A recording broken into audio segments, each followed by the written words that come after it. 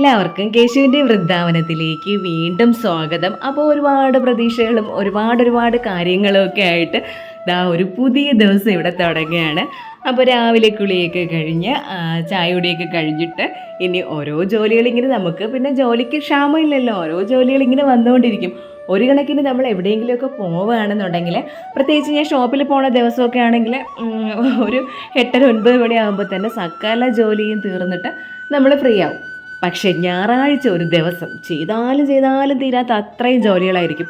ഒരു കണക്കിന് നമ്മളിങ്ങനെ എവിടെയെങ്കിലും പോകണമെങ്കിൽ നമുക്കറിയാമല്ലോ, നമ്മൾ ആ ടൈമിനുള്ളിൽ എല്ലാം ചെയ്ത് തീർക്കും. വീട്ടിൽ നിൽക്കുന്ന ദിവസം നമ്മളെല്ലാം ചെയ്ത് തീർന്നാലും പിന്നെ ജോലിക്ക് ഒരു പഞ്ഞവും ഇല്ലല്ലോ, എന്തെങ്കിലുമൊക്കെ ഇങ്ങനെ വന്നുകൊണ്ടിരിക്കും. അതാണല്ലോ അതിൻ്റേതായ ഒരു രീതി.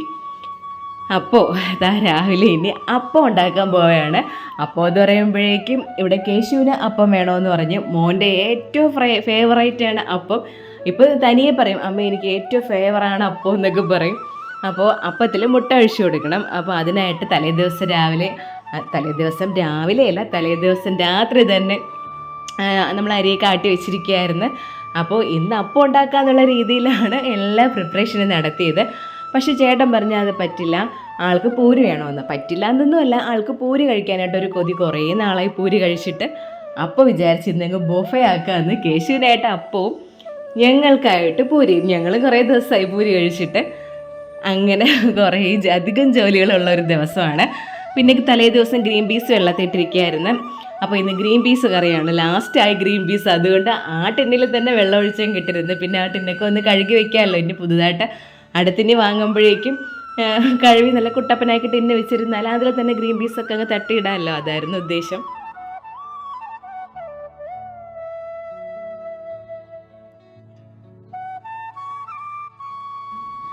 അപ്പോൾ ഗ്രീൻ പീസൊക്കെ വെള്ളത്തിലിട്ട് കുതിർത്തൊക്കെ തലേ ദിവസം വെച്ചിരിക്കുകയായിരുന്നെന്ന് പറഞ്ഞില്ലേ. ഇനി അതിനെ ഒന്ന് കുക്കറിൽ നന്നായിട്ട് വേവിച്ചെടുക്കണം.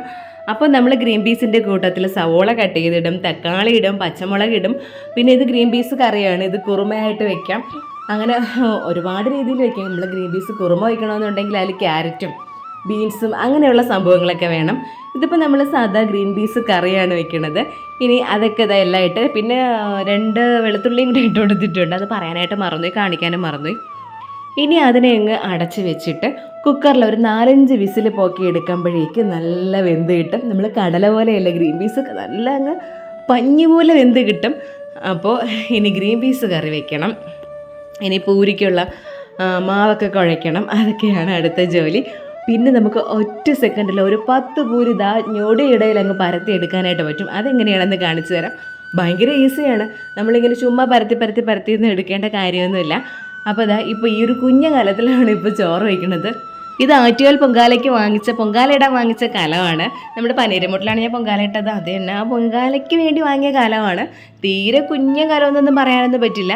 അപ്പോൾ അന്ന് 1/4 കിലോ അരിയിട്ട് മാത്രമേ പൊങ്കാല ഇട്ടോളെങ്കിലും ഈ കലത്തിൻ്റെ ഭംഗി കണ്ടിട്ടാണ് ആ കലം വാങ്ങിച്ചത്. അപ്പോൾ അതിലൊരു 1-1.25 നാഴി അരി സൂപ്പറായിട്ട് വെന്തോളും. അപ്പോൾ അരി അടുപ്പിലിട്ടപ്പോഴേക്കും നമ്മൾ ഗ്രീൻ പീസ് വെന്ത് വന്നിട്ടുണ്ട്. ഇനി അതിനുള്ള അരപ്പ് തയ്യാറാക്കണം. അതിനായിട്ട് ആ തേങ്ങാപ്പീര എടുത്ത് വെച്ചിട്ടുണ്ട്. ഇനി അതിലേക്ക് കുറച്ച് മല്ലിപ്പൊടി ഇട്ട് കൊടുക്കണം, മഞ്ഞൾപ്പൊടി ഇട്ട് കൊടുക്കണം, മുളക് പൊടി വേണമെങ്കിൽ ഇട്ട് കൊടുത്താൽ മതി. അതിനേക്കാളും പച്ചമുളക് കൂടുതലിട്ടാലും മുളക് പൊടി ഇട്ട് കൊടുക്കണ്ട. അപ്പം ഞാനിങ്ങനെ കുറച്ച് മുളക് പൊടിയും കൂടി ഇട്ട് കൊടുത്തിട്ടുണ്ട്. അപ്പോൾ മുളക് പൊടി ഇടാതെ വെച്ചാൽ നല്ല പച്ച കളറിലിരിക്കും. മുളക് പൊടി ഇട്ടാൽ അതിൻ്റെതായ കുറച്ച് കളറങ്ങ് കൂടും. ഇതൊക്കെ നമ്മുടെ ഇഷ്ടമല്ലേ, നമുക്ക് എങ്ങനെ വേണമെങ്കിലും ഇട്ട് കൊടുക്കാം. എനിക്കാണെങ്കിൽ ഞാൻ കറികൾ വയ്ക്കുമ്പോഴത്തേക്ക് എൻ്റേതായ ഒരു രീതിയിലാണ് വെക്കുന്നത്. അല്ലാണ്ട് ഇപ്പോൾ നമ്മളിങ്ങനെ അളവും തൂക്കമൊക്കെ അനുസരിച്ച് എല്ലാം അളന്ന് കുറിച്ച് അതിൻ്റെ ആവശ്യമൊന്നുമില്ലല്ലോ. നല്ല രീതിയിൽ ഉണ്ടാക്കിയാൽ ആരും കുറ്റം പറയരുത്. അതിന് രുചിയുണ്ട്, അത് മതി, അത്ര മതി കറികൾക്കൊക്കെ. അല്ലാതെ ഇപ്പോൾ സാമ്പാർ വയ്ക്കണമെങ്കിൽ വെണ്ടയ്ക്ക വേണം, മുരിങ്ങയ്ക്ക വേണം, അതുപോലെ തന്നെ കത്തിരിക്ക വേണം, അത് വേണം, ഇത് വേണം, എങ്കിൽ മാത്രമേ സാമ്പാർ വയ്ക്കാൻ പറ്റൂ. അവയിൽ വയ്ക്കണമെങ്കിൽ ഇന്ന സംഭവങ്ങൾ വേണം. അങ്ങനെയുള്ള റൂളൊന്നും എനിക്കിവിടെ ബാധകമൊന്നുമല്ല. എൻ്റെ കയ്യിൽ എന്തൊക്കെ മലക്കറി കിട്ടുന്നോ അത് വെച്ചിട്ട് ഞാനങ്ങ് വയ്ക്കും. അപ്പോൾ അങ്ങനെ വെച്ചാലും മതി. പണ്ട് ഇവിടെ അമ്മയ്ക്ക് എങ്ങനെയായിരുന്നു, അമ്മയ്ക്ക് എല്ലാ സംഭവങ്ങളും ഉണ്ടെങ്കിൽ മാത്രമേ അമ്മയ്ക്ക് ഒരു തൃപ്തി വരുള്ളൂ. അങ്ങനെയൊക്കെ അമ്മയൊക്കെ അങ്ങനെ വെച്ച് ശീലിച്ചതല്ലേ. അപ്പോൾ എനിക്കാണെങ്കിൽ പിന്നെ അങ്ങനെയൊന്നുമില്ല, എന്ത് കിട്ടുന്നോ അത് തന്നെ സാമ്പാർ. പക്ഷേ വെച്ച് കഴിയുമ്പോഴേക്കും നല്ല കിടിലൻ സാമ്പാറൊക്കെ ആവും. അപ്പോഴേക്കും പിന്നെ എല്ലാവർക്കും ഓക്കെ അല്ലേ. അതുപോലെയൊക്കെ മതി, ഉള്ളത് കൊണ്ട് ഓണം പോലെ. ഇപ്പോൾ എല്ലാ വെജിറ്റബിൾസും ഉണ്ടെങ്കിൽ മാത്രമേ ഒരു കറി റെഡി ആവുള്ളൂ എന്ന് വെച്ചാൽ അങ്ങനെയുള്ള ചിന്തയൊക്കെ വെറുതെയാണ്. നമുക്ക് എങ്ങനെയും എല്ലാ സംഭവങ്ങളും ഉണ്ടാക്കാം. ഇതാ പറഞ്ഞു പറഞ്ഞ് എൻ്റെ ഗ്രീൻ പീസ് കറി ഇവിടെ റെഡിയായി. ഇനി അതിലൊന്ന് കടുക് താളിച്ചൊഴിക്കണം. കടുകും കൂടെ താളിച്ചൊഴിക്കുമ്പോഴേക്കാണ് അതിൻ്റെ ടോട്ടലി ആ ഒരു കൺസിസ്റ്റൻസി മാറിയിട്ട് നല്ല മണവും കാണാനും ഭംഗി, നല്ല രുചിയൊക്കെ കിട്ടും. അപ്പോൾ കടുക് താളിക്കുമ്പോഴേക്കും ഒരു നുള്ള്, ഒന്നല്ല ഒന്നോ രണ്ടോ നുള്ള് പച്ചമുളക് പൊടിയും കൂടെ ഇട്ട് കൊടുത്താൽ മതി. പിന്നെ ഒരു പ്രത്യേക രുചിയും വേണം അപ്പോഴങ്ങ് അതിന് വന്നോളും. അപ്പോൾ ദാ കറി ഓക്കെ ആയി. ഇനി അപ്പം ഉണ്ടാക്കണം.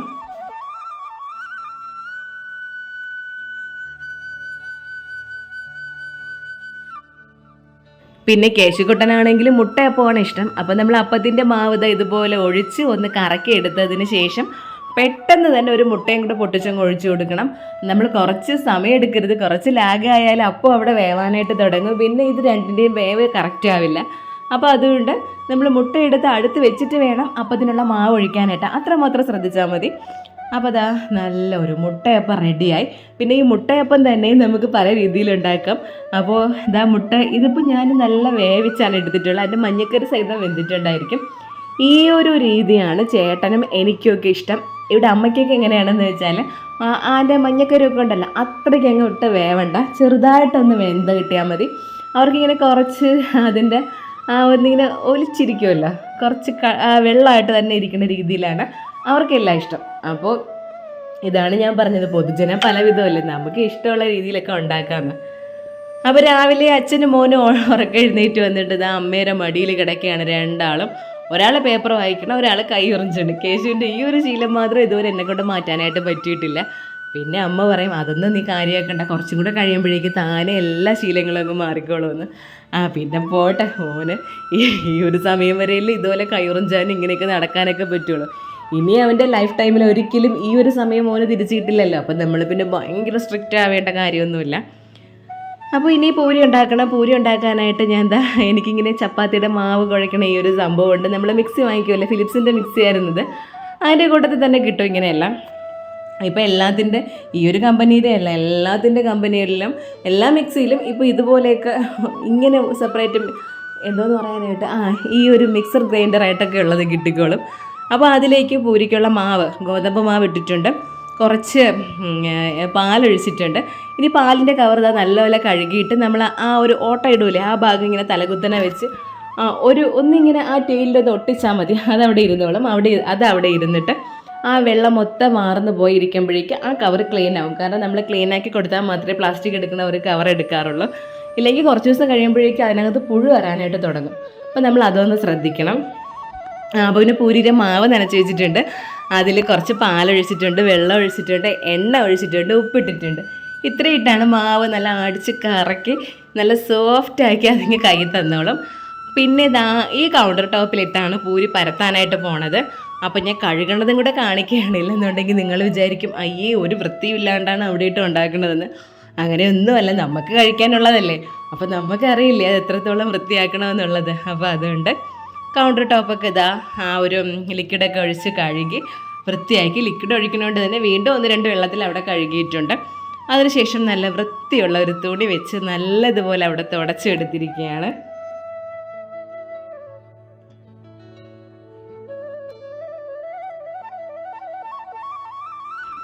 നമുക്ക് അടിച്ച് പരത്തി നല്ല പദം വരുത്തിയാണ് അതിൽ നിന്ന് മാവിങ്ങി തരണത്. എന്നാലും ഞാൻ ഒന്നും കൂടെ നമ്മളെ കൈപ്രയോഗവും കൂടെ നടത്തും. എന്നിട്ട് നല്ലതുപോലെ പദം വരുത്തി എടുത്താൽ മാത്രമേ നന്നായിട്ട് പൊള്ളി വരുള്ളൂ. അപ്പം നമ്മൾ ഇത്രയും സംഭവങ്ങൾ ഓൾറെഡി അതിൽ ചേർത്തിട്ടുണ്ട്. എന്നാലും നല്ല രീതിയിൽ മാവ് ഒന്ന് പരുവപ്പെട്ട് വരണം.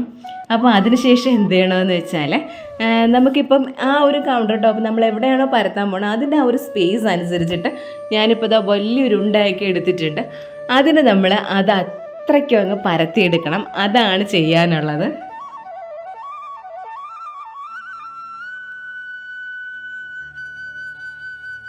നമുക്ക് ഈസി ആയിട്ട് വലിയ രീതിയിലൊരു വലിയ പൂരിയായിട്ട് ഉണ്ടാക്കിയെടുക്കാനായിട്ട് പറ്റും. അപ്പോൾ ആദ്യം നമ്മളിങ്ങനെ ചേർന്ന് പരത്തി അത്രയും കണ്ടത് ഇത്രയും മാത്രമേ എനിക്കിവിടെ സ്പേസ് ഉള്ളൂ. അപ്പോൾ കുറച്ചുകൂടെ സ്പേസ് ഉണ്ടെങ്കിൽ നമുക്ക് അതിനത്രയും ആ ഒരു കിട്ടിയ മാവ് ഫുള്ള് നമുക്ക് ഒറ്റ പരത്തിൽ അത്രയും ആക്കാനായിട്ട് പറ്റും. അതിനുശേഷം ഇതേപോലെ ഒരു പാത്രം വെച്ചിട്ട് ഇങ്ങനെ ഒന്ന് മുറിച്ചെടുത്താൽ മതി. എനിക്ക് ഒറ്റ ട്രിപ്പിൽ 10 പൂരി വരെ കിട്ടും. ചപ്പാത്തി ആണെങ്കിൽ നമുക്ക് ഇങ്ങനെ ചെയ്യാം. അപ്പോൾ പണ്ടൊക്കെ നമ്മുടെ വീട്ടിലൊക്കെ അമ്മയൊക്കെ ചെയ്യുമ്പോഴേക്കും അമ്മയ്ക്ക് ഇങ്ങനെ അളവും തൂക്കമൊക്കെ നോക്കി പാത്രത്തിൻ്റെ അടപ്പൊക്കെ കൊണ്ടാണ് പൂരി ഇങ്ങനെ മുറിച്ചെടുത്ത് ഉണ്ടാക്കിക്കൊണ്ടിരുന്നത്. ഇപ്പം ഞാനൊന്നും അങ്ങനെയും ചെയ്യില്ല, തോന്നുന്ന ഷേപ്പിലൊക്കെ അങ്ങ് ഉണ്ടാക്കും. പക്ഷേ ഈ ഒരു ട്രിക്ക് ഞാൻ കണ്ടപ്പോഴേക്കും എനിക്ക് ഭയങ്കരമായിട്ട് ഇഷ്ടപ്പെട്ടു. നമുക്ക് ഒറ്റ ട്രിപ്പിൽ ഇത്രയും പൂരിയുടെ മാവ് ഇങ്ങനെ ഉണ്ടാക്കിയെടുക്കാനായിട്ട് പറ്റുമല്ലോ. പിന്നെ എന്ത് ഈസി, അങ്ങ് പൊരിച്ചെടുത്താൽ മതിയല്ലോ. അതുപോലെ തന്നെ ഞാൻ പറഞ്ഞില്ലേ, നമ്മൾ ചപ്പാത്തി ആയിരുന്നാലും നമുക്ക് ഇതേപോലെ ഉണ്ടാക്കിയെടുക്കാം. എൻ്റെ സ്ഥലപരിമിതി കൊണ്ടാണ് എനിക്ക് 10 പൂരി മാത്രം ഒറ്റ ടൈമിൽ ഉണ്ടാക്കാനായിട്ട് പറ്റിയത്. നിങ്ങൾക്ക് സ്ഥലം കൂടുതലുണ്ടെങ്കിൽ 10 അല്ല 20 എണ്ണം ഒറ്റ ട്രിപ്പിൽ തന്നെ അങ്ങ് ഉണ്ടാക്കാനായിട്ട് പറ്റും. അപ്പോൾ എനിക്ക് നന്നായിട്ട് ഇഷ്ടപ്പെട്ടു ഈ ഒരു എന്താ പറയാനായിട്ട് ഈ ഒരു ട്രിക്ക്. അപ്പോൾ അതാ 10 പൂരി അവിടെ റെഡി ആയിട്ടുണ്ട്. 10 പൂരിക്കുള്ള മാവ്, പൂരി എന്ന് പറയാനായിട്ട് പറ്റില്ല, ഇതാ കണ്ടില്ലേ എന്ത് നല്ല സൂപ്പറായിട്ട് വന്നിട്ടുണ്ട്.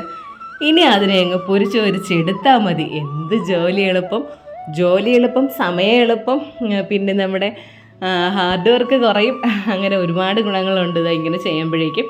പിന്നെ നല്ല തിളച്ചുകൊണ്ടിരിക്കുന്ന എണ്ണയിലോട്ട് പൂരി അങ്ങ് ഇട്ട് കൊടുക്കേണ്ട താമസമേ ഉള്ളൂ. പപ്പടം പൊള്ളണേക്കാളും ഭംഗിയായിട്ട് ഇങ്ങ് പൊള്ളി വന്നോളും. ഇത്രയേ ഉള്ളൂ. അപ്പോൾ ഇനി പൂരി പൊരിക്കുമ്പോഴേക്ക് അല്ലെങ്കിൽ ചപ്പാത്തി ഉണ്ടാക്കുമ്പോഴേക്കും ഇതേപോലെ ഒന്ന് ഉണ്ടാക്കി നോക്കിയാൽ മതി. നമുക്ക് ടക്കനെല്ലാം ഉണ്ടാക്കിയെടുക്കാനായിട്ട് പറ്റും.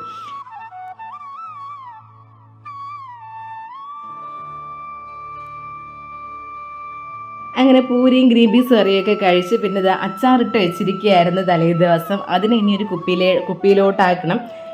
ഞാനീ പറഞ്ഞതുപോലെ കപ്പ മാങ്ങയിട്ട് അച്ചാറുണ്ടാക്കിയുണ്ടല്ലോ, നമ്മളിനി എങ്ങനെ കൊള്ളൂലാണ്ട് ഉണ്ടാക്കിയാലും അതിനൊരു രുചിയാണ്. അത്ര ടേസ്റ്റാണ് കപ്പ മാങ്ങ അച്ചാറിന്.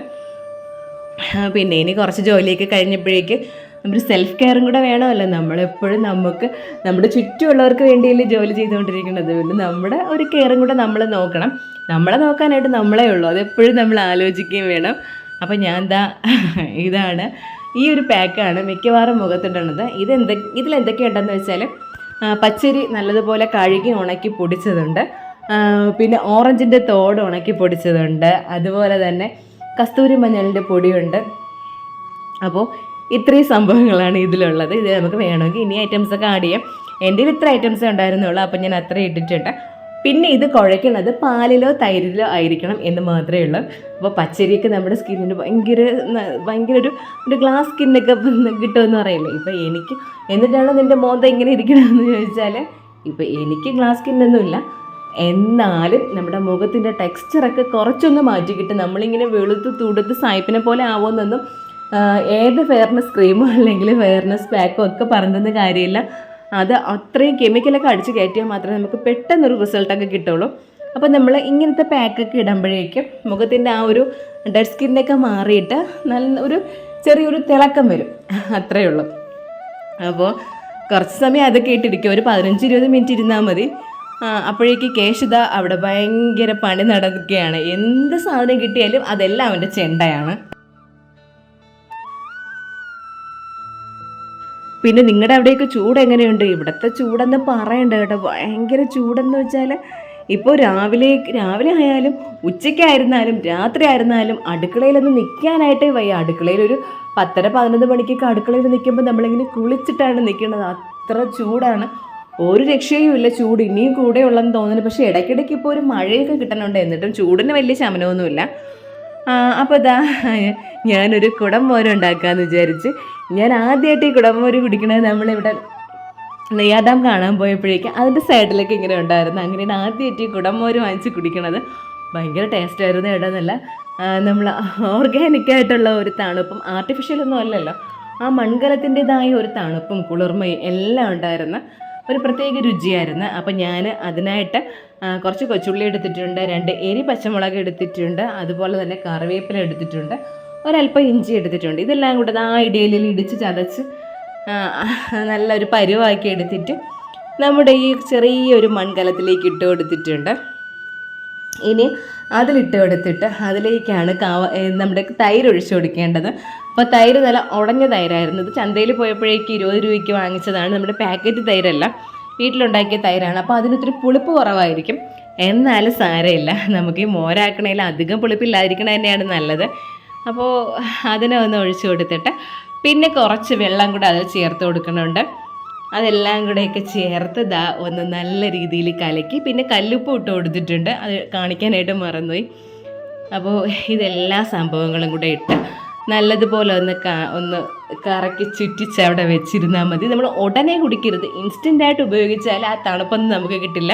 അപ്പോൾ നമ്മൾ ഇതിനെ വെച്ചിരുന്നിട്ട് 1.5 മണിക്കൂർ കഴിഞ്ഞതിന് ശേഷം വേണം ഇതെടുത്തൊന്ന് കുടിച്ച് നോക്കാനായിട്ട്. സത്യം പറഞ്ഞാൽ അപ്പോഴേ കുടിച്ചപ്പോഴേ നല്ല ടേസ്റ്റ് ഉണ്ട്. അപ്പോൾ ഞാൻ അതിനെ അവിടെ റെഡിയാക്കി വെച്ചിരിക്കുകയാണ്. അപ്പോൾ ചേട്ടൻ ഉച്ചയ്ക്ക് വന്നപ്പോഴേക്കും തണ്ണിമത്തനും പപ്പായയൊക്കെ വാങ്ങിക്കൊണ്ട് വന്ന്, പുള്ളിക്കാരനിപ്പോൾ ഉച്ചയ്ക്ക് ചോറ് തീറ്റയും കുറവാണ്. ഈ വെള്ളം കുടിച്ച് ചോറ് കഴിക്കാനേ പറ്റില്ല. വയറിന് സ്ഥലം ഉണ്ടെങ്കിലല്ലേ ചോറിനോട്ടും കൂടെ അങ്ങോട്ട് ചെല്ലാനായിട്ട് പറ്റുള്ളൂ. വയറ് ഫുള്ള് വെള്ളമാണ്. പിന്നെ അതുപോലെ തന്നെ ഈ സംഭവങ്ങളൊക്കെ ഇപ്പോൾ കാണുമ്പോൾ നമ്മൾ അറിയാണ്ട് അങ്ങോട്ട് നമ്മൾ ആകർഷിക്കും പോലെയാണ്. പ്രത്യേകിച്ച് തണ്ണിമത്തൻ നമ്മൾ എവിടെ കണ്ടാലും ഇപ്പോൾ വാങ്ങിക്കും. അങ്ങനെ ഈ ഒരു തണ്ണിമത്തൻ കുറേ നാളായി വാങ്ങിച്ചിട്ട് നമ്മളിപ്പോൾ വാങ്ങിക്കണം മറ്റേ ഡാർക്ക് ഗ്രീൻ കളറിലുള്ള തണ്ണിമത്തൻ ഉണ്ടല്ലോ. അപ്പോൾ ഇത് കണ്ടപ്പോഴേക്കും ഞാൻ ഇടയ്ക്ക് ചേട്ടനോട് പറഞ്ഞായിരുന്നു, നമ്മളെ പഴയ തണ്ണിമത്തൻ ഉണ്ടല്ലോ അത് വാങ്ങിയിട്ട് കുറേ നാളെ, അതൊന്ന് വാങ്ങണേന്ന്. അങ്ങനെ പുള്ളിക്കാരൻ വാങ്ങിക്കൊണ്ട് വന്നതാണ്.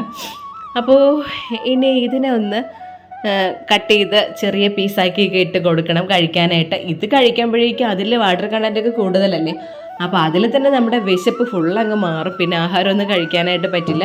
പിന്നെ പപ്പായ പുള്ളിക്ക് ഭയങ്കര ഇഷ്ടമാണ്. ഇവിടെ നമ്മുടെ വീട്ടിൽ ഒരു വലിയ പപ്പമരം നിന്നതാണ്. ഞാൻ കൊണ്ട് നട്ടതൊരു പപ്പമരമായിരുന്നു. അതിൻ്റെ ആ പപ്പത്തണ്ടിന് പച്ച കളറല്ല, അതൊരു നല്ല ഡാർക്ക് ബ്രൗൺ കളറായിരുന്നു അതിൻ്റെ തണ്ടിനെല്ലാം. അതിൽ ഞാനിങ്ങനെ വളമൊക്കെ ഇട്ട് കൊടുക്കുമായിരുന്നു. അതിൽ വളത്തിൻ്റെ ആവശ്യമൊന്നുമില്ല പപ്പയ്ക്ക്, പക്ഷെ ഞാൻ വളമൊക്കെ ഇട്ട് കൊടുത്ത് അതുകൊണ്ടങ്ങ് ഒരു വളർന്നിട്ട് നിറച്ച് പപ്പയ്ക്ക്, നമ്മുടെ ഈ ചക്കയിൽ അത്രയുള്ള പപ്പയെന്ന് പറയില്ല, അത്രയ്ക്കുള്ള പപ്പയ്ക്കുകളും കിട്ടുമായിരുന്നു. ഇഷ്ടം പോലെ പപ്പയ്ക്ക ഉണ്ടായിരുന്നു. അപ്പോൾ ആ സമയത്തായിരുന്നു ചേട്ടൻ്റെ അച്ഛൻ ഇവിടെ വയ്യാണ്ടൊക്കെ ആയി കിടക്കുകയായിരുന്നു. അപ്പോൾ പുള്ളിക്കാരൻ വയ്യാണ്ട് മരിക്കുകയും ചെയ്ത്.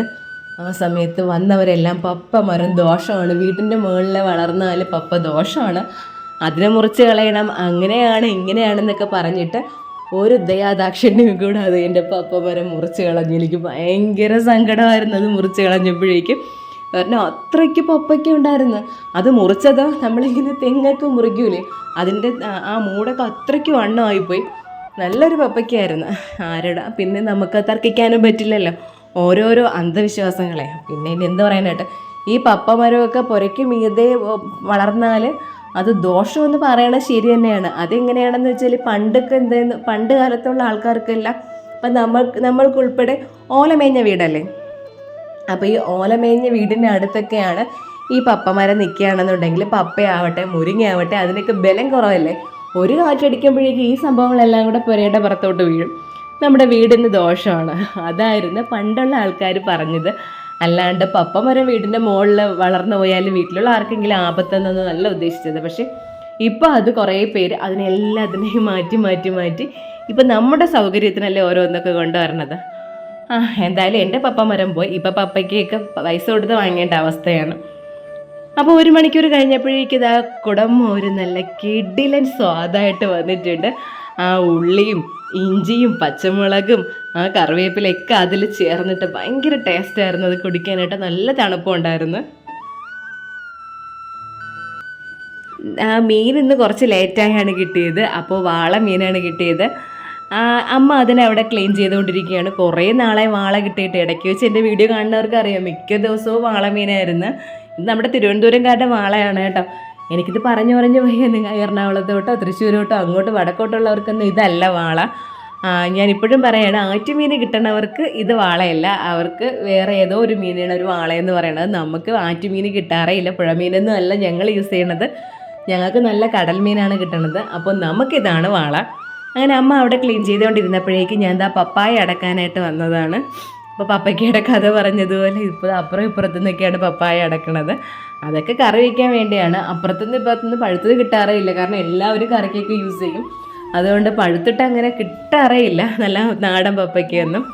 അങ്ങനെ പപ്പായയും അടത്ത് പിന്നെ ഇന്ന് മുരിങ്ങയിലയും കൂടെ അടക്കുന്നുണ്ട്. മുരിങ്ങയില അടക്കയില, മുരിങ്ങയിലയും കൂടെ ഒടിച്ചെടുക്കുന്നുണ്ട്. അത് പറഞ്ഞപ്പോഴാണ് ഞാനിങ്ങനെ ഒരു ഷോർട്സ് ഇട്ടിരുന്ന സമയത്ത് ഇതുണ്ടല്ലോ പുട്ട് അവിക്കണ കാര്യം പറഞ്ഞപ്പോഴേക്ക് ഒരാൾ കമൻറ്റ് ചെയ്തിരുന്നു, പുട്ട് അവിക്കണം എന്ന് കേൾക്കുമ്പോഴേക്കും എന്തോ പോലെ എന്ന്. എനിക്കറിയില്ല കേട്ടോ, നമ്മുടെ നാട്ടിൽ നമ്മൾ പുട്ട് അവിക്കും എന്നാണ് പറയാറ്. അപ്പോൾ ഇനി പുട്ട് വേവിക്കുമെന്നാണ് നിങ്ങൾ പറയേണ്ടത്, എന്തോ എനിക്കറിയില്ല. ഓരോരുത്തരും ഓരോ ലോക്കൽ ഭാഷയല്ലേ, എന്തൊക്കെ പറഞ്ഞാലും എൻ്റെ നാട്ടിലെ എൻ്റെ സ്ഥലത്തെ ഭാഷയാണ് ഞാനീ പറയണത്. ഇനി എത്ര സ്റ്റാൻഡേർഡ് ആവാൻ നോക്കിയാലും ആ ഭാഷയെ നാവിൽ വരുള്ളൂ. അപ്പം നമ്മൾ സാധാരണ പുട്ട് അവിക്കുക എന്നാണ് പറയേണ്ടത്. നമ്മൾ പുട്ട് ആവിയിൽ ഇങ്ങനെ അവിച്ചെടുക്കുകയല്ലേ, അപ്പോൾ അതുകൊണ്ടാണ് കേട്ടോ അങ്ങനെ പറയണത്. അല്ലാണ്ട് വേറെ ഏത് രീതിയിൽ പറയുമെന്ന് എനിക്കറിയില്ല. അപ്പോൾ ഇതാ പപ്പയ്ക്ക് എടുത്തുകൊണ്ട് വന്നിട്ട് ഇന്ന് സാമ്പാർ ഉണ്ടാക്കാമെന്നാണ് വിചാരിച്ചത്. പക്ഷേ പപ്പയ്ക്ക് അടക്കാൻ പോയത് ഉടച്ചുകറി ഉണ്ടാക്കാമെന്ന് വെച്ചിട്ടാണ്. പപ്പയ്ക്ക് കൊണ്ടുവന്നപ്പോഴേക്കും അമ്മ പറഞ്ഞു നമുക്കൊരു കാര്യം ചെയ്യും, ഒരു സാമ്പാർ ഉണ്ടാക്കാം അത് വെച്ചിട്ടെന്ന് പറഞ്ഞു. പിന്നെ ഞാൻ ഉടച്ചുകറി മാറ്റിയിട്ട് സാമ്പാറാക്കി. ഉച്ചയ്ക്ക് നല്ല ചൂട് ചോറും നല്ല ചൂട് സാമ്പാറും കൂടെ ആകുമ്പോഴേക്കും വേറെ ഒരു കറികളും വേണ്ടാന്ന് തോന്നും. അങ്ങനെ ഇതാ സാമ്പാറിനായിട്ട് അത് കട്ട് ചെയ്തുകൊണ്ടിരിക്കുകയാണ്. ഇനി മുരിങ്ങയില അമ്മ അവിടെ അതിൻ്റെ കാര്യങ്ങളൊക്കെ ഏറ്റെടുത്ത്, അപ്പോൾ അത് നുള്ളിപ്പിച്ചൊക്കെ എടുക്കാനായിട്ട് അമ്മ അവിടെ ഇരിക്കുകയാണ്. കുറച്ച് ഈ മുരിങ്ങയിലേക്ക് എടുക്കാനായിട്ട് മടിക്കണത് ഇതാണ്, കുറച്ച് അധികം ജോലിയാണല്ലോ. അതിനെ ഇങ്ങനെ നമ്മൾ നുള്ളി എടുക്കണം. പിന്നെ അതിൽ ചെറിയ പച്ച കളർ ചിലന്തി കാണും ഇതിലിരിക്കണത്. അപ്പം നമ്മൾ നല്ലതുപോലെ ചെക്ക് ചെയ്തെടുത്തില്ലെന്നുണ്ടെങ്കിൽ നമ്മൾ കണ്ടുവെട്ടിച്ചാൽ അത് അതിൻ്റെ ഇടയിൽ എവിടെയെങ്കിലും കാണും. അപ്പോൾ അതൊക്കെ നോക്കിയിട്ട് വേണം നമ്മുടെ ഇത് അത്രയും ശ്രദ്ധിച്ചിട്ട് വേണം മുരിങ്ങയില നുള്ളി എടുക്കാനായിട്ട്. കേശു ഹാജരായിട്ടുണ്ട്. പിന്നെ ഇനിയിപ്പോൾ കുറച്ച് ദിവസത്തേക്ക് പറയണ്ട, വീട്ടിലൊരു മേളം തന്നെയായിരിക്കും. പിള്ളേർക്ക് എല്ലാം സ്കൂളും അടച്ച്. കേശുവിനാണെങ്കിൽ പെസഹ വേഴം, ദുഃഖവെള്ളി, പിന്നെ ഞായർ, തിങ്കളാഴ്ച അവർക്ക് എന്തോ അവധി. പിന്നെ ചൊവ്വാഴ്ച മാത്രമേ അംഗൻവാടിയുള്ളൂ. അപ്പോൾ പിന്നെ കേശുവിൻ്റെ കാര്യവും പറയണ്ടല്ലോ. പക്ഷേ ഇപ്പോൾ 2 ദിവസം ആയപ്പോഴേക്കും മോൻ അംഗൻവാടിയിൽ പോകണമെന്നുണ്ട്. അപ്പോൾ രാവിലെ എണീക്കുമ്പോൾ പറയുന്നുണ്ട് അമ്മ ഞാൻ അംഗൻവാടിയിൽ പോട്ടെ എന്ന്. അവനിങ്ങനെ വീട്ടിൽ നിന്നിട്ട് അവനും ബോറടിക്കണുണ്ട്. അനന്തമൊന്നും ഇതുവരെ ഇങ്ങോട്ട് വന്നില്ല. അപ്പോൾ പിന്നെ പിള്ളേരില്ലാത്തതുകൊണ്ട് ആൾക്ക് ഭയങ്കര ബോറടി.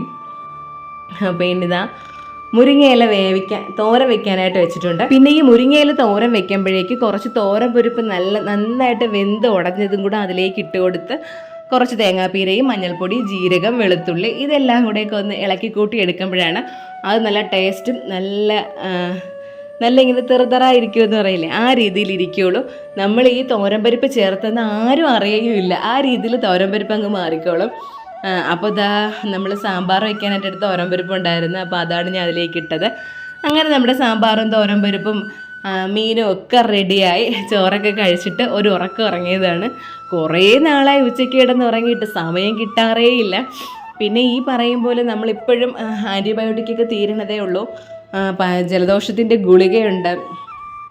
പിന്നെ അതുപോലെ തന്നെ എന്താ പറയാനായിട്ട് ചുമയുടെ മരുന്നുണ്ട്. എല്ലാം കൂടെ കഴിക്കുന്നത് കൊണ്ട് ഭയങ്കര ക്ഷീണമാണ്, ഭയങ്കര ഉറക്കവുമാണ്. രാവിലേക്ക് എഴുന്നേക്കാനൊക്കെ ഭയങ്കര ബുദ്ധിമുട്ടാണ്. അപ്പോൾ അങ്ങനെ ഉച്ചയ്ക്ക് ഒന്ന് കിടന്ന് ഉറങ്ങി. രാത്രി എന്തായാലും 12:30-1 മണിക്കാണ് ഉറങ്ങണത്. രാവിലെ എഴുന്നേക്കും, പിന്നെ രാവിലെ എഴുന്നേക്കുകയും ചെയ്യുമല്ലോ. അതുകൊണ്ട് ഉറക്കം നല്ല കുറവാണ്. അതിപ്പോൾ ഞാനെന്നല്ല, ഇവിടെ എല്ലാവരും അങ്ങനെയൊക്കെ തന്നെയാണ് ഉറക്കമൊക്കെ. അപ്പോൾ ഇനി ആ ഒരു ഏരിയയൊക്കെ അവിടെ ഒന്ന് വൃത്തിയാക്കിയിട്ട് അവിടെ കുറച്ച് മണി പ്ലാന്റ് വയ്ക്കാമെന്ന് വിചാരിച്ചിരിക്കുകയാണ്. കുറേ ദിവസം കൊണ്ട് വിചാരിക്കണം. അപ്പോൾ നാളെ ആവട്ടെ എന്ന് വെച്ച് മടിച്ചിരിക്കുകയായിരുന്നു. ഇന്ന് എന്തായിരുന്നാലും ഞാൻ 2-3 കുപ്പിയൊക്കെ ഒപ്പിച്ചിട്ടുണ്ട്. മറ്റേ കുപ്പി ഞാൻ മുന്നേ കാണിച്ചിട്ടുള്ളതാണ്, എനിക്ക് അമ്മ കൊണ്ടുവന്നതാണ്. ഒരാളുടെ ഫേസാണ് ആ കുപ്പി. അപ്പോൾ ഇതൊക്കെ ഇനി ഒന്ന് ക്ലീൻ ആക്കി അതിൻ്റെ ലേബലൊക്കെ മാറ്റിയിട്ട്, അതിൽ ഫുള്ള് മണ്ണൊക്കെ ആയി കിടക്കുകയായിരുന്നു. ഞാൻ റോഡിൽ നിന്നൊക്കെ എടുത്തോണ്ട് വന്നതാണ്. അപ്പോൾ അതൊക്കെ ഒന്ന് കഴുകി വൃത്തിയാക്കണം. ആ 2 കുപ്പിയും മണ്ണൊക്കെ മാറ്റി ആ ലേബലൊക്കെ മാറ്റിയിട്ട് നല്ല സുന്ദര കുട്ടപ്പന്മാരാക്കി വെക്കണം അതിനെ.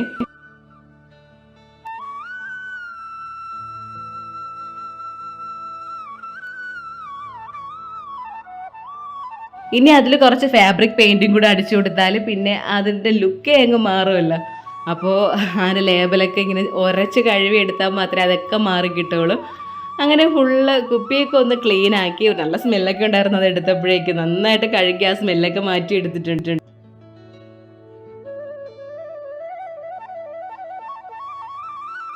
കുപ്പിയൊക്കെ കഴുകിയിട്ട് ഞാനും കേശും കൂടെ വീട്ടിലോട്ട് വന്നതാണ്. അപ്പോൾ അമ്മ എപ്പോഴും പറയും ആ ഒരു സൈഡ് എപ്പോഴും നിറച്ച് പ്രാവ് വന്നിരിക്കുമെന്ന്. എന്താണെന്ന് അറിഞ്ഞൂടെ, എന്തൊക്കെയോ കൊത്തി തിന്നാൻ ഉണ്ടായിരിക്കും. പിന്നെ ഇത് അമ്മ പുളിഞ്ചിക്ക് അവിടെ ഉപ്പും കായവും മുളക് പൊടിയൊക്കെ ഇട്ട് ഉണക്കാനായിട്ട് വെച്ചിരിക്കുകയായിരുന്നു. അപ്പോൾ കേശുവിന് ഇവിടെ വരുമ്പോൾ ഭയങ്കര സന്തോഷമാണ്, ഓടി നടന്ന് കളിക്കാമല്ലോ. കേശുവിൻ്റെ അമ്മ കൊടുത്ത 2 ബോളും ഒക്കെ ആയിട്ട് അവിടെ കളിച്ചുകൊണ്ട് നടക്കുകയാണ് കേശുക്കുട്ടൻ. പിന്നെ അവിടെ എന്തൊക്കെ ഉണ്ടെന്ന് പരതലാണ് അവൻ്റെ ജോലി.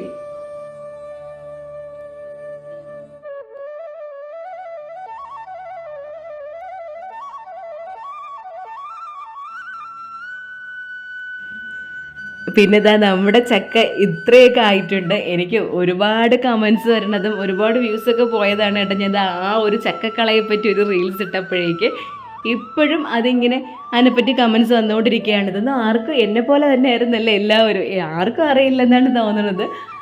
ആർക്കുമെന്ന് പറഞ്ഞാൽ നമ്മുടെ ഈ തലമുറയ്ക്ക്, പണ്ടത്തെ ആൾക്കാരല്ല ഉദ്ദേശിച്ചത്.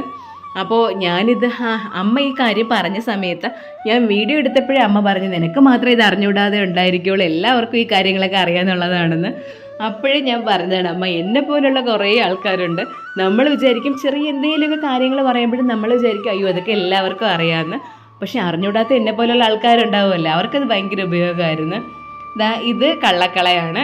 മറ്റേത് കണ്ടില്ലേ, അരഞ്ഞാണക്കെട്ടോടുകൂടി ഒരു കള നിൽക്കണേണ്ടില്ലേ, ഇതാണ് ചക്കയാവണക്കള. പിന്നെ ഒരാൾ കമൻറ്റ് ചെയ്തതാണ്, അതിൻ്റെ തണ്ട് നോക്കുമ്പോഴും അറിയാൻ പറ്റും. മറ്റേതിൻ്റെ തണ്ട് തീരെ നൈസായിരിക്കും, ചക്കയാവണ കളയുടേത് തണ്ട് നല്ല വണ്ണം ഉണ്ടായിരിക്കും. പിന്നെ നമ്മൾ കള്ളക്കള എന്ന് പറയണമെങ്കിലും അത് ആൺപൂവാണെന്നാണ്. ആൺപൂവ് പരാഗണത്തിന് ശേഷം അത് കൊഴിഞ്ഞു പോവും. പെൺപൂവാണ് ഈ അരഞ്ഞാണക്കെട്ടോടെ ഉള്ളത്, അത് മാത്രമേ രക്ഷപ്പെടുകയുള്ളൂ. എന്തായിരുന്നാലും അതൊരു വലിയ അറിവായിരുന്നു. പിന്നെ ഇവിടുത്തെ മുരിങ്ങയ്ക്ക് എന്ന് പറഞ്ഞാൽ അങ്ങ് ഉച്ചം തലയിൽ മാത്രമേ കായ്ക്കുള്ളൂ. അത് പിന്നെ അടക്കണമെന്നുണ്ടെങ്കിൽ ഒരു ചടങ്ങാണ്. പക്ഷേ ഇപ്പോൾ 2 മുരിങ്ങയ്ക്ക് താഴെ നിന്നത് കണ്ടിട്ട് അമ്മ എന്നെ വിളിച്ചതാണ്.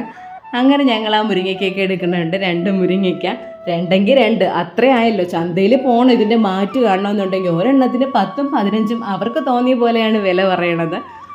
അപ്പോൾ ഇത്രയും ഓർഗാനിക്കായിട്ട് മുരിങ്ങയ്ക്ക കിട്ടുമ്പോൾ കളയാൻ പറ്റുമോ?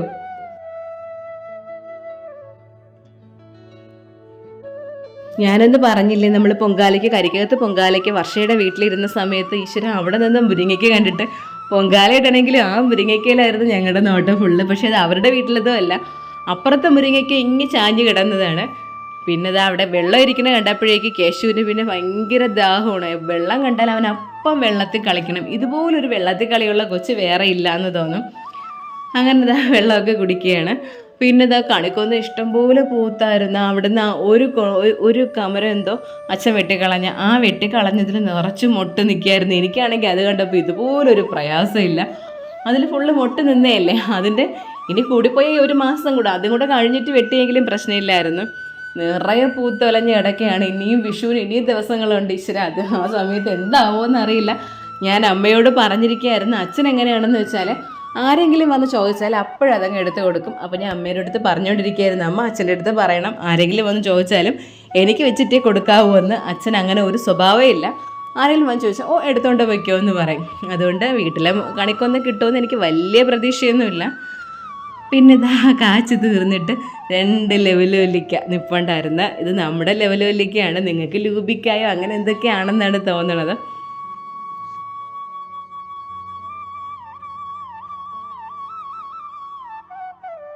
അങ്ങനെ കുറച്ച് സമയം ഇവിടെ നിന്നിട്ട് അമ്മയുടെ കയ്യിൽ നിന്ന് 2 ഫാബ്രിക് പെയിൻറ്റും കൂടെ എടുക്കണമായിരുന്നു. അതും കൂടെ വാങ്ങി. പിന്നെ ഒരു കറ്റാർ വാഴ വേണം. കറ്റാർ വാഴ ഞാൻ അമ്മയുടെ കയ്യിൽ നിന്ന് അന്ന് വാങ്ങിക്കൊണ്ട് നട്ടത് ഇവിടെ റെഡിയായി വരണതേ ഉള്ളൂ. നമ്മൾ ഈ കറ്റാർ വാഴ ജെല്ലൊക്കെ യൂസ് ചെയ്യണേക്കാളും ഓർഗാനിക്കായിട്ടുള്ള കറ്റാർ വാഴ ഉപയോഗിക്കുന്നതാണ് എപ്പോഴും നല്ലത്. അപ്പോൾ അങ്ങനെ ഒരു കറ്റാർ വാഴ അമ്മയുടെ കയ്യിൽ നിന്ന് വാങ്ങിച്ചും കൊണ്ട് ഇനി നേരെ വീട്ടിലോട്ട് പോകണം. വീട്ടിൽ ചെന്നാൽ ഇനി കുറച്ച് ജോലികളുണ്ട്. ചീരയെല്ലാം റെഡിയായി നിൽക്കുകയായിരുന്നു, അതിനൊന്ന് മാറ്റി നടണം. അത് നമുക്ക് എപ്പോഴും രാത്രിയോ അല്ലെങ്കിൽ നല്ല വൈകുന്നേരങ്ങളിലോ മാത്രമേ ചീര മാറ്റി നടാവൂ. പിന്നെ സുനിത ചേച്ചിയുടെ വീട്ടിൽ നിന്ന് നേരെ വന്നിട്ട് വീട്ടിൽ കയറിയില്ല, നേരെ പോയത് സുനിത ചേച്ചിയുടെ അവിടെയാണ്. ഇതൊക്കെ എടുക്കണമായിരുന്നു, മണി പ്ലാന്റുകളെല്ലാം. അങ്ങനെ 3 കളർ മണി പ്ലാന്റ് അവിടെ നിന്ന് എടുത്തിട്ടുണ്ട്. ഇതെല്ലാം എൻ്റെ മണി പ്ലാന്റ് ആയിരുന്നു. ഇവിടെ എല്ലാം മാറ്റിയ സമയത്ത് ഞാനാണ് എല്ലാം ചേച്ചിക്ക് കൊടുത്തത്. ഇതൊക്കെ ഞാൻ പൈസ കൊടുത്ത് വാങ്ങിയതായിരുന്നു, ഈ മണി പ്ലാന്റ്സ് അത്രയും. അപ്പോൾ ഇതിന് ഓരോന്നായിട്ട് തിരിച്ച് ഫുൾ എടുത്തുകൊണ്ട് പോകണമെന്നല്ല, കുപ്പിയിലിട്ട് വെക്കാൻ വേണ്ടി മാത്രം കുറച്ച് മണി പ്ലാന്റ് അവിടെ നിന്ന് എടുക്കുന്നുണ്ട്. ഇനി ഇതിനെ ഒന്ന് കളറൊക്കെ ചെയ്യണം.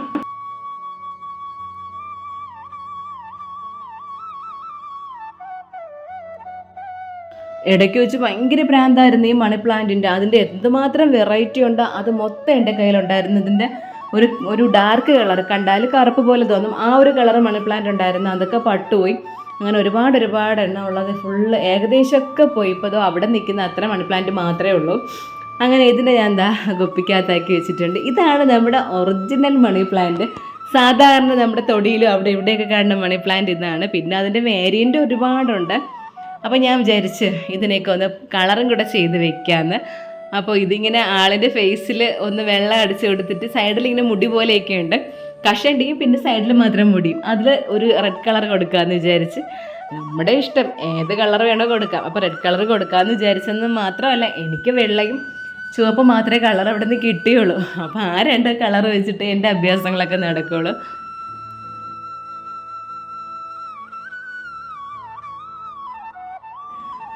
അപ്പോൾ ഏകദേശം ഈ ഒരു രൂപത്തിലാക്കി എടുത്തിട്ടുണ്ട്. ലാസ്റ്റ് ആയപ്പോഴേക്കും ഇങ്ങനെ ആയിട്ടുണ്ട് നമ്മുടെ മണി പ്ലാന്റ് ഇട്ട് വെച്ചിരിക്കുന്ന കുപ്പി.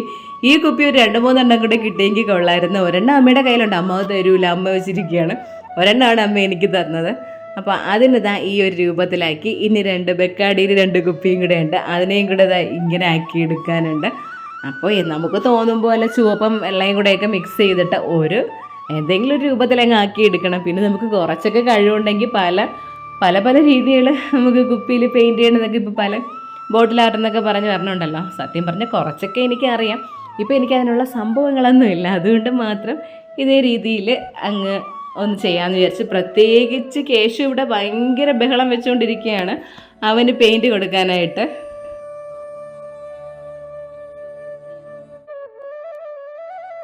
അപ്പോൾ ഒരു കുപ്പിയും കൂടെ റെഡിയാക്കി എടുത്ത് എങ്ങനെയൊക്കെയോ ഒരു കളർ കോമ്പിനേഷനൊക്കെ ചെയ്തിട്ട് അതിൽ ആ ഒരു ഗോൾഡൻ പാത്തോസ് എന്നാണ് അതിൻ്റെ പേര്, ആ ഒരു മണി പ്ലാന്റ് ആക്കി വെച്ചിട്ടുണ്ട്. പിന്നെ ഇത് അടുത്ത കുപ്പിയിൽ ഇങ്ങനെ പകുതിയായിട്ടൊക്കെ കളറൊക്കെ കൊടുത്തിട്ട് അങ്ങനെയും കൂടെയൊക്കെ ആക്കി എടുത്താൽ 3 കളർ എന്താ പറയണ്ട മണി പ്ലാന്റ് അവിടെ 3 വേരിയൻ്റ് ആയിട്ടുള്ള മണി പ്ലാന്റ് 3 രീതിയിലുള്ള കുപ്പിയിൽ ആക്കി വെച്ചിരിക്കുകയാണ്. അപ്പോൾ അത് കാണുമ്പോൾ ഒരു ഭംഗി. ഞാൻ മുന്നേ അവിടെ മൊത്തത്തിൽ മണി പ്ലാന്റുകളായിരുന്നു വെച്ചിരുന്നത്. കൂടെ വട്ട് വരുമ്പോഴേക്കും എടുത്ത് കളയും, കൂടെ എടുത്ത് വെക്കും. നമുക്ക് അങ്ങനെ ഇരിക്കുമ്പോൾ ഭയങ്കര നമ്മുടെ ഉള്ളിലുള്ള ക്രിയേറ്റിവിറ്റിയൊക്കെ ഇങ്ങനെ തുളുമ്പി വരുമല്ലോ. ആ സമയത്താണല്ലോ നമുക്ക് ഇതുപോലുള്ള ഓരോ കോപ്രായങ്ങളൊക്കെ കാണിക്കാനായിട്ട് തോന്നുന്നത്. അപ്പോൾ അതിൻ്റെ ഭാഗമായിട്ടാണ് ഇപ്പോൾ ഈ കാണുന്നതെല്ലാം.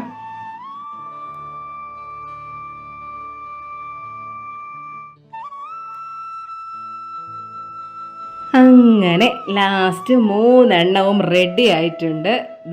ഇത്രയേ ഉള്ളൂ. പക്ഷെ ആ ഭാഗത്ത് ഒരു ലുക്ക് മാറിയില്ലേ, നല്ല ഭംഗിയുണ്ട് കേട്ടോ. ഇപ്പം നോക്കുമ്പോഴേക്കും നല്ല രസമായിട്ട് ഇരിപ്പുണ്ട്.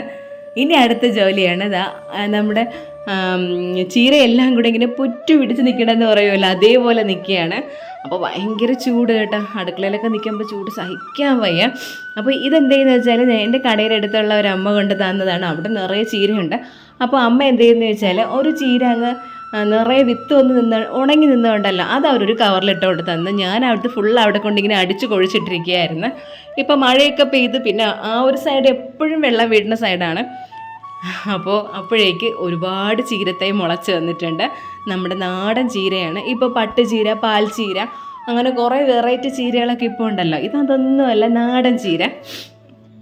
അങ്ങനെ അതിനെ ഇനി ഇളക്കിയിട്ട് കുറച്ച് സ്പേസ് ഇട്ട് അങ്ങ് മാറ്റി നടണം. അതാണ് ജോലി. നമ്മളെപ്പോഴും ചീരത്തൈ ഇളക്കി നടാനുള്ളത് രാത്രി അല്ലെങ്കിൽ വൈകുന്നേരങ്ങളിൽ നന്നായിട്ട് ഒരു സന്ധ്യ മയങ്ങുന്ന സമയമുണ്ടല്ലോ, ആ ഒരു സമയത്ത് മാത്രമേ ചീരകൾ മാറ്റി നടാവൂ എന്നാണ് പറയണത്. അപ്പോൾ ഞാൻ അതേപോലെ ചീര മാറ്റി നടനുണ്ട്. പിന്നെ അതേപോലെ തന്നെ ചീരയിൽ ഇലപ്പുള്ളി രോഗം വരാതിരിക്കാനായിട്ട് പച്ചച്ചീരയും ചുവപ്പ് ചീരയും കൂടെ ഇടകലർത്തി നടണം എന്നൊക്കെയാണ് പറയാറ്.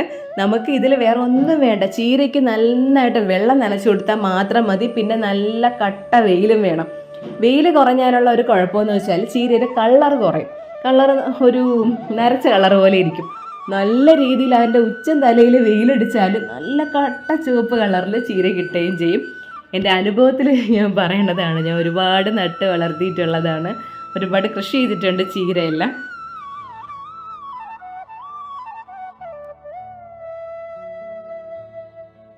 പിന്നെ നമ്മൾ ചീര വിത്ത് കൊണ്ടിടുമ്പോഴുള്ള ഒന്നാമത്തെ നമ്മുടെ വെല്ലുവിളി എന്താണെന്ന് വെച്ചാൽ ഇതെല്ലാം കൂടെ ചെറിയ അരിമണിയുടെ അത്ര പോലും ഇല്ലല്ലോ, കടുക് മണിയേക്കാളും ചെറുതല്ലേ, അതിനെല്ലാം കൂടെ ഉറുമ്പ് തലയിൽ ചുമന്നുകൊണ്ട് പോകും. അതാണ് ഒരു പ്രശ്നം. അപ്പോൾ നമ്മൾ മഞ്ഞൾപ്പൊടിയൊക്കെ ഇട്ടിട്ടൊക്കെ വേണമായിരുന്നു ചീര വിത്തിടാനായിട്ട്. ഇതിപ്പോൾ അതിൽ നിറയെ വിത്ത് ഉണ്ടായിരുന്നെന്ന് തോന്നുന്നു. ഒരു മൂട് ചീര, ഉണങ്ങിയ ചീരയായിരുന്നു, അത് ഫുള്ള് അടിച്ച് കഴിച്ചതാണ്. അപ്പോൾ ഇനിയൊക്കെ മുളച്ചൊക്കെ വരണതേ ഉള്ളൂ. അപ്പോൾ തൽക്കാലം കുറേയൊക്കെ മാറ്റി. എൻ്റെ കറിവേപ്പിലയെ കാണുമ്പോൾ എനിക്ക് എന്തോ ഒരു സങ്കടവും തോന്നും. ഇപ്പോൾ നല്ല രീതിയിൽ അത് വരണുണ്ട്.